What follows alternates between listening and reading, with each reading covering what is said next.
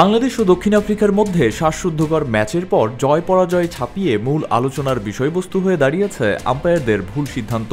তবে চলমান বিশ্বকাপে এটাই প্রথম বিতর্কিত সিদ্ধান্ত নয়।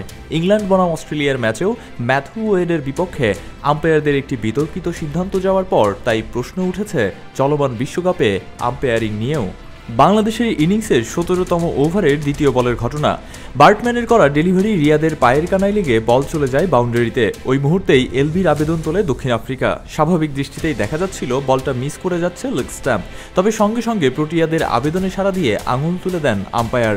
তবে রিভিউ নিয়ে উইকেট বাঁচান মাহমুদুল্লাহ রিয়াদ, কিন্তু আম্পায়ার আগেই আউট দেয়ায় লেগ বাই থেকে বাউন্ডারি যোগ হয়নি বাংলাদেশের স্কোরে।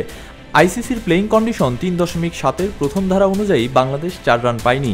এই ধারায় বলা আছে, কোনো খেলোয়াড়কে যদি আউট দেওয়া হয় এবং তিনি রিভিউ নিলে সিদ্ধান্ত পরিবর্তন হয়ে নট আউট হয়, সেক্ষেত্রে আম্পায়ার আউট দেওয়ার সিদ্ধান্তের সময়ই বলটি ডেড হিসেবে গণ্য হবে।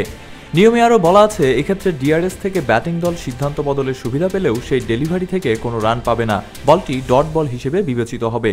শুধুমাত্র নো বলের ক্ষেত্রে রান যোগ হতে পারে।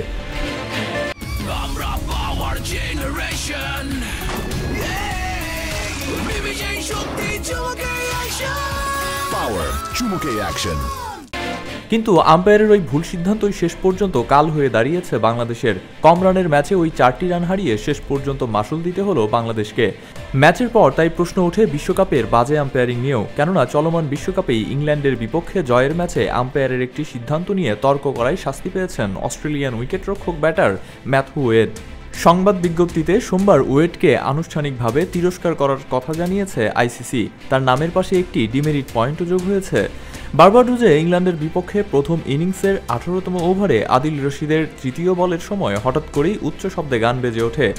সরে যাওয়ার ভঙ্গিতে পেছনের পায়ে ওই বল রক্ষণাত্মক ভঙ্গিতে খেলেন ওয়েড। তার ভাবনা ছিল গান বেজে ওঠায় হয়তো ডেড বল ঘোষণা করবেন আম্পায়ার, কিন্তু মূল আম্পায়ার নিতিন মেনন তখন জানান ওয়েড শট খেলার কারণে ডেড বল নয়, বরং আম্পায়ারের এই সিদ্ধান্ত মানতে পারেননি ওয়েড। তাৎক্ষণিকভাবে আম্পায়ারের সঙ্গে তর্কে জড়ান তিনি।